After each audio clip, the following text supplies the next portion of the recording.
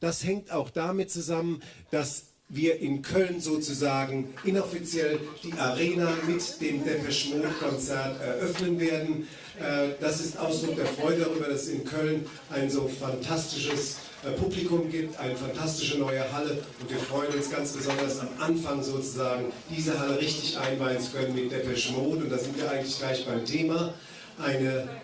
Nach 5 Jahren wieder eine Tournee von Depeche Mode. Ein Ereignis nicht nur für ihre Fans und die Medien, sondern ganz sicher ein großes Musikereignis. Es wird ca. 25 Termine in Europa plus 25 Termine in Europa und 5 noch im Osten umfassen, das heißt in Russland, in Lettland, Estland. Diese Daten sind noch nicht aufgeführt hier, aber ich wollte sie auf jeden Fall Ihnen zur Kenntnis geben, dass diese Tage am Anfang der Tour stehen werden. Ladies and gentlemen, we're very, very glad to be given the opportunity to present Depeche Mode here for the announcement of their first European tour in 5 years. I think this is not only a special reason for that. The Rhine and Ruhr have always been the heart of the Depeche Mode fan group base, and also we are inaugurating the Cologne arena. Would you please welcome Depeche Mode?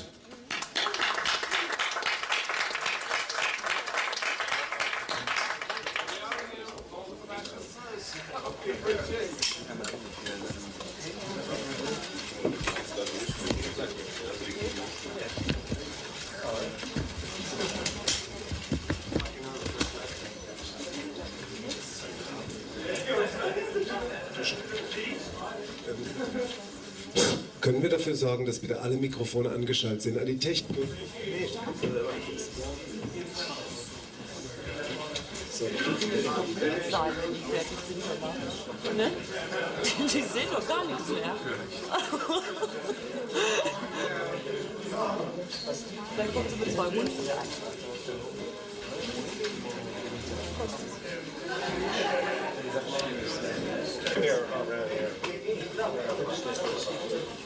Ich möchte die Fotografen noch mal darauf hinweisen, dass wir bitte keine Fotos während der Pressekonferenz machen.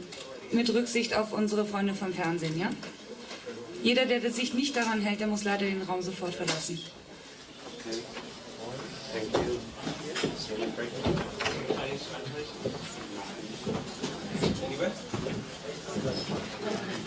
Oh.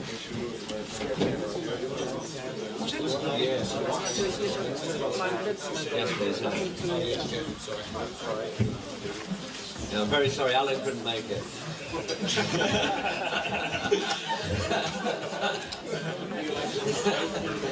think so.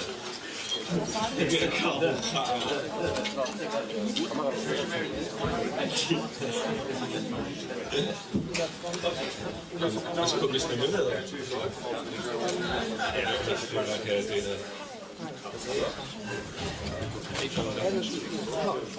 Merrick, can I get an extra? We told everybody not to smoke because he insists to smoke alone.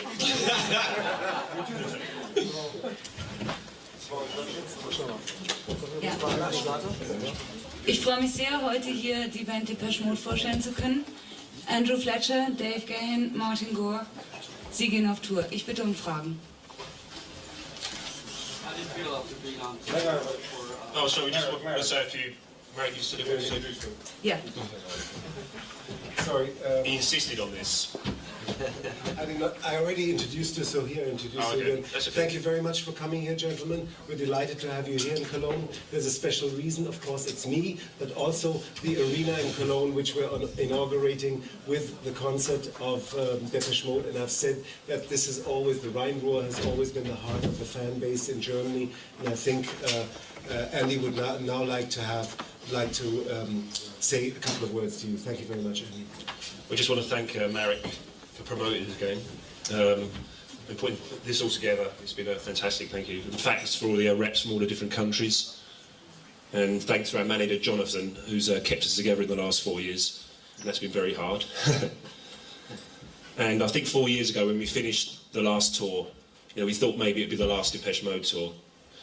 but we've since recorded, which we think is a very good album. We've just been in the studio for the last 3 months recording new material, and this next tour, which we're all very happy about, we think is going to be one of the best Depeche Mode tours. We're going to be doing all our best tracks of the last 12 years. So it'll be a historical perspective, and we're very much looking forward to it. Thank you. Okay. Nice one, man. Kann ich bitte die Fragen haben? Da vorne war eine Frage. How do you feel about being on the road over this kind of long time? Are you expecting more? Are you terrified about the idea of staying as the band? I think we're, now I think we're looking forward to it. I think to go on tour last time would have been a mistake for us because the previous tour was just too long. It was 15 months long, and for us to go on tour last year, although there was a long break between the previous tour that we did and the one that we're about to take now, to go on tour last year would have been like too short a time for us. We still had too many bad memories of that tour, which was 15 months long, and this time we're like taking it in our stride. We're doing a 4-month tour, and just to see how things go, and we're looking forward to that because I think we can handle a 4-month tour. That's not too long. We've done like far longer tours in the past, and this one we are looking forward to. At that time it would have been a mistake for us to do it, but now we're really looking forward to it. Has there been any negative feedback last year when you announced you wouldn't go on tour? Actually, no, I think it was pretty positive. I think people understood. It would have been insane for us to take that on at that time. I think not only would have been cheating ourselves, we would have been cheating our fans because we just wasn't ready. And it was quite a big ordeal just getting together, the three of us, and recording another record. And after Alan departed, we had to have a rethink about how we were going to work and in the studio, and we had to find people to fulfil that role that Alan played. And so, it was too much to take on. It took quite a while, probably about 6 months during the recording of Ultra, that before we really settled in and became okay with each other. And not that we disliked each other, I think it was just it was just that everybody had kind of been through a lot of different things, and getting familiar with just working again. Took some time. Meldung?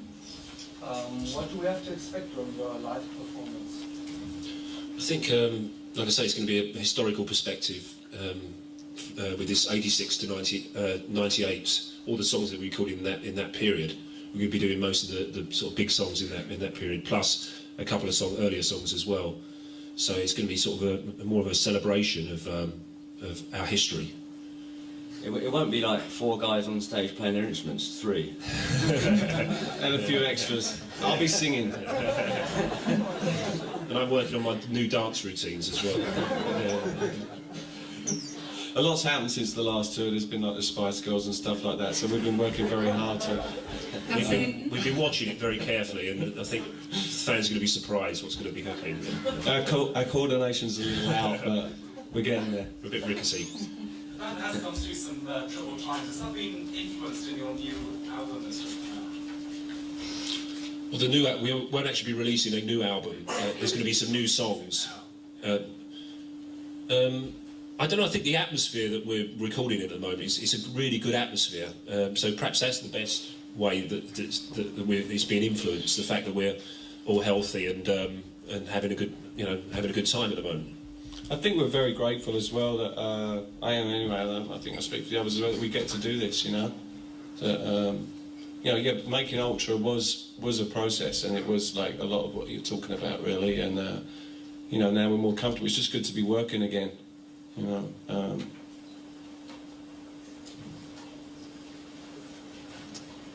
hinten. How many new songs do you have? Excuse me, could you please speak a little bit louder, everybody, so everybody in the room can hear, and then the band also. Thank you very much. How many new songs are you going to present on your tour? How many new songs? We'll be playing a few songs from Ultra, and there'll be a new song from this Greatest Hits. We've got a couple of new songs. There's a couple of new songs. We don't know if we're playing yet as well. How many? Do you know how many they are? Well, in total, we'd be playing about 18 to 19 songs, you know, of which we've got this one song that no one's heard yet, plus we've got another 2 songs that no one's heard yet, but we're not sure if we're playing them. But of course, we haven't performed the songs from Ultra yet as well, so we only performed them a couple of times. So that's a good thing for the fans to look out for as well. I mean, it's quite strange, I have to say, sorry, that normally you do a tour, you do an album, then you do a tour. Now, we've finally avoided that sort of routine, so it's quite nice that this actual tour will not be just promoting a new album as such, so it's going to be more of a historical perspective. Live, I think we play, you know, possibly about 18 songs, usually 18 to 20 songs. And we sort of like sat down and did this list of songs that we feel we have to play. And I think there's like, we're at a stage now where I think there's about 16 songs over the last 12 years or so that we feel are not even contentious, that we don't even argue about, that we feel we have to play. You know, it's just, that is how it is, you know, that's like, there are 16 songs or so that I think people would feel cheated if we didn't play. So, you know, we build from that. So there's 16 songs you probably know we're going to play. The last 16 singles. and a couple of really old ones. Is the Mr. Anton Corbin, has he planned the visual side of the show? No, Anton. So you sounded very much like Anton. He may be involved in some of the stage show, but we haven't yet decided on who we're going to use. We're still looking at about 3 different designs, and just keeping an open mind. We haven't yet decided. It's 5 years since you last talked. It's a really long time. Did you ever worry at all that, you know, some of your fans might have moved on, or do you have very loyal fans? I think our fans are really loyal.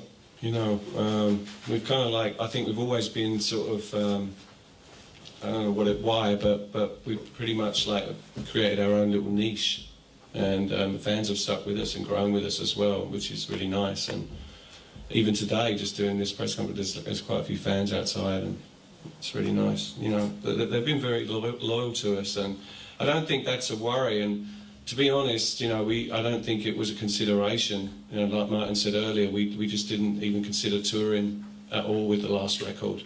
You know, and there's always been pretty big gaps in between our touring. I think the thing is, you know, we've been together now for 17 or 18 years, and we've seen bands come and go all the time. You know, the latest big thing, they come and they go, but we just concentrate on trying to make our music as good as possible. And by doing that, I think that's the best way you can actually try and keep your fans. If you started worrying, you know, whether there's going to be fans there, I think you'd like, you know, start thinking about, you know, the music you made. We just make music for ourselves, music that we like, and then hopefully someone out there likes it, and then people will come along to the concerts. You know, the music's the most important thing. Yeah, right. Yeah, right. The 80s coming now back in fashion. Does it influence your decision to go on a historical tour? Well, I don't think you could ever say that we've been trendy. It's probably why we've lasted so long. I don't think we've ever been. It certainly helps, I'm sure. But, we like to see as a band of the 90s. You know, we don't try and go on all these 80s compilations that come out. It just so happens our music does span the 80s and 90s. So, in fact, most of the tracks on this new album are going to be from the 90s. So, no, it doesn't. Things went a little bit over the top last time, so what kind of precautions are you going to take this time to prevent that? We've got rules that we keep. What kind of rules? I only drink 2 days a week. You may laugh.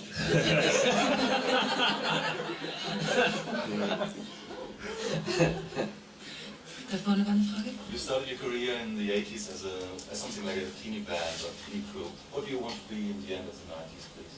We want to be back, as I said. Yeah. And what else? I think it's, you know, again, nice to be considered at the end of the 90s still to be a sort of a credible and a very well-known band that's still making good music, I suppose. Yeah, I think that's, you know, as I said, you know, we're really fortunate that we've been able to make records over virtually 2 decades, and there's not many bands that get to do that. So, you know, that's it really. You know, I don't think like, I think there's too much emphasis based on like 80s, 90s, you know, 70s, 60s, whatever. You know, it's we're just still making music, and we still want to play, and we still have fans that want to come and see us. It's as simple as that, really. Also, we're very lucky when we started, we were very young as well. You know, so hopefully we're still young now, aren't we? 36, is that young? No. That was a serious question. How nervous are you about going on the road again? Well, sitting here now, I'm kind of like I'm trying to desperately stop my body from shaking. So I don't know. You know, we did a couple of performances like just with just playing a few songs with Ultra and these launch party things that we did, and it was really nerve-wracking. But I think it's good to be nervous. You know, it's nervous energy can be kind of put into performing, and for me personally, it's pretty important. If I wasn't feeling nervous, I think there'd be something wrong. But yeah, I'm really nervous. How much people could we expect on stage? Well, we're going to use a drummer full-time on stage. He's an Austrian guy. He's really good, and he worked with us on the TV show Christian Eiger. And we're thinking we might have a couple of backing singers and perhaps one synth player, something like that. You know, I don't know. At the moment as well, Tim Simonon, our producer as well, wants to come on stage for a couple of songs, so he may come and scratch. Scratch his head. Whatever that is, we're not quite sure, but we heard it's quite hip. In the beginning, you started with a lot of keyboard playing, and so now the guitar has become more and more important. So would you describe yourself now as a rock and roll band? Not really. I mean, I started playing instruments when I was 13. I started playing guitar. I didn't see a synthesizer until I was about 18. So, in a way, it was unnatural for me to be a synthesizer player for like the first 10 years of our history, or whatever. No, 7 years, or whatever. So it was like a natural thing for me to progress and play guitar, because it was, that's how I started off. So when we did our list of songs, if you look at it, it's about 80% of the songs I'll be playing guitar on, because 80% of our songs have guitars. But you know, there are songs where I'll play synthesizer. You know, it's natural. You know, it's a natural thing for us to do. I think as well, like, for me, like all my favourite performers and singers have always been from great rock and roll bands, what I would consider great rock and roll bands. So, for example, Mick Jagger, you know, people like that. and Donny Osmond. I can't think of any more. What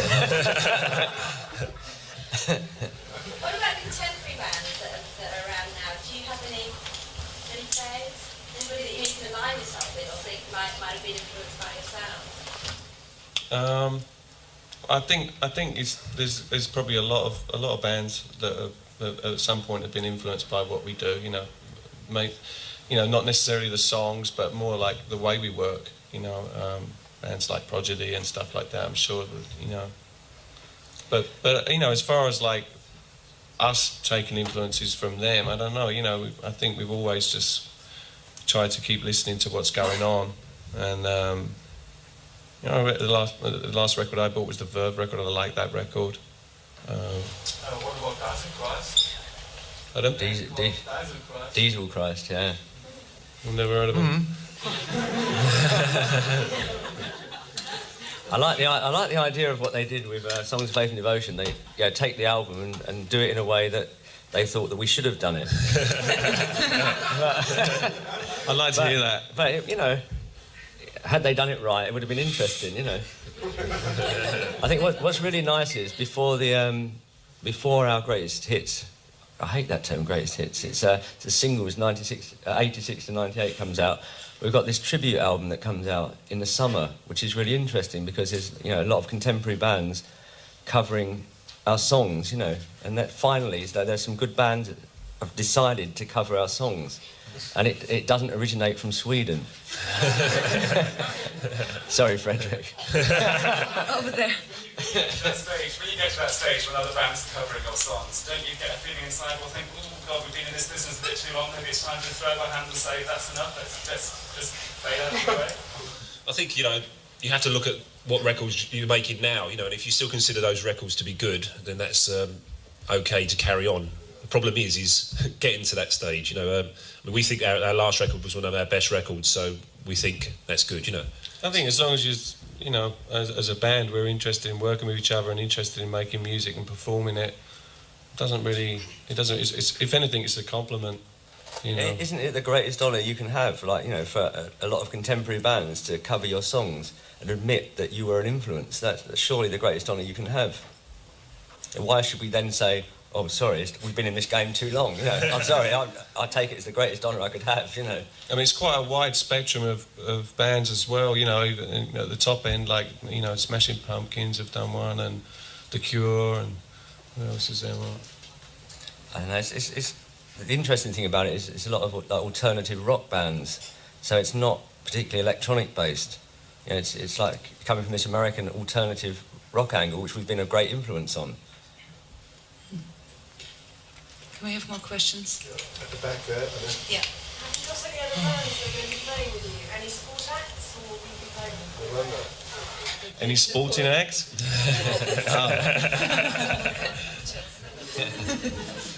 We haven't yet. As Mark said, Tim Simonon from Bomb the Bass is going to. I know we haven't really thought about that much at the. Well, we are thinking about it, but we haven't decided on anything. Whoever wants to support us, we've decided it should be someone we dislike because they pick up a lot of spare change. Yeah, and they have to wear armour. Are you going to rehearse in London or in Europe? In London. In London, probably, yeah. Why? Well, we got to have, it's harder for Dave because he lives in New York now, but it's where our families live, and it's when you're going away for 4 months, we think it's important to be as close to them as possible before we go away. But it's also about common sense. We lived there, 2 of us lived there, and there are rehearsal studios there. We could go somewhere else, but common sense dictates the fact maybe we should rehearse in London. Plus, we're all really selfish, and 2 beats 1. Which songs did those contemporary bands cover? All across the board, really. Smashing Pumpkins did Never Let Me Down.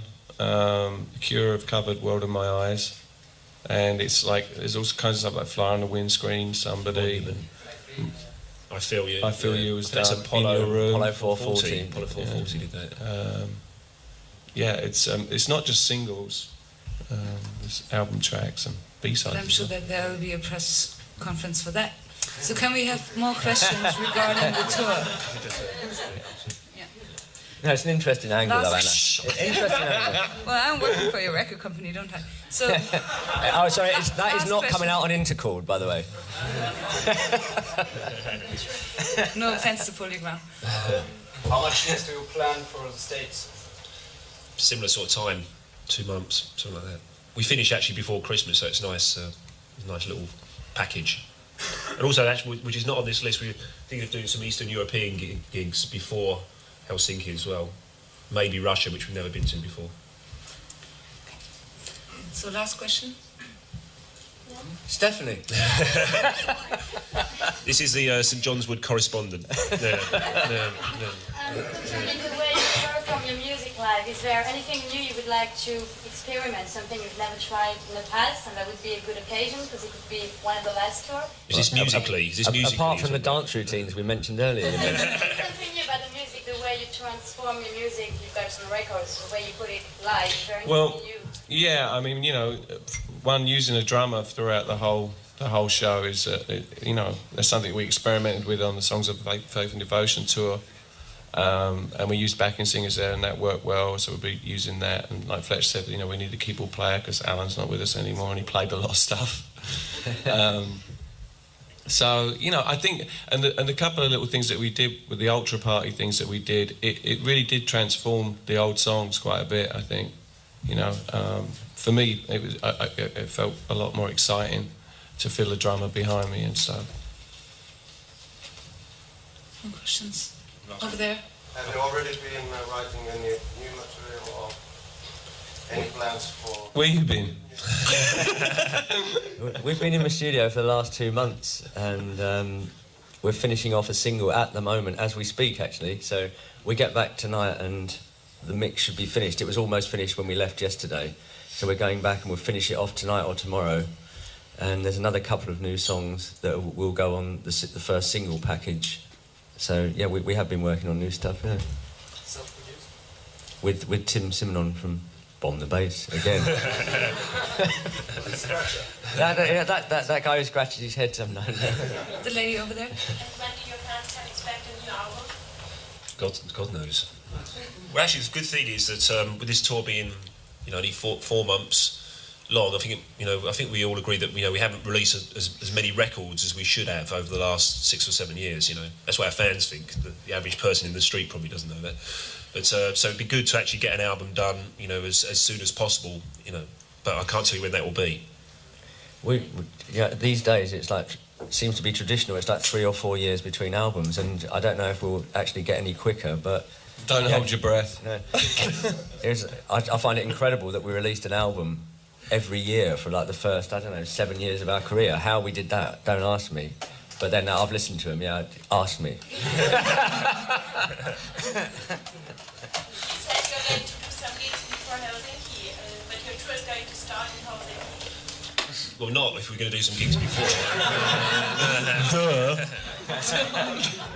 No, we're thinking about that, because we've got a lot of fans in eastern part of Europe, and it'd be nice to do a few warm-up gigs out there. Yeah. So we don't know where they are yet. No. We have a good idea, but as the press are here, no, we haven't got a clue. Actually, we know. Let me guess, No. you insisted on the fact that you were using a keyboarder and a full-time drummer. Do you need to play everything live, every note? Other bands get away with playing that.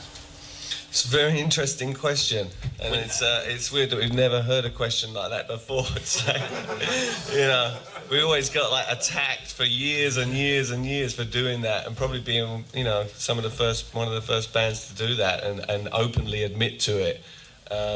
But yeah, it's gone on. Bands have been doing that for years. Whether it be Pink Floyd or Depeche Mode. That for us it's something very different. To try and perform a lot of the stuff live. But we were using computers, on stage, so... It's still impossible for us to play absolutely everything live because our records are too complex. Of course, we have to run computers. I think that's it's a fact, and I think anyone with any sense will realise that we have to run computers live.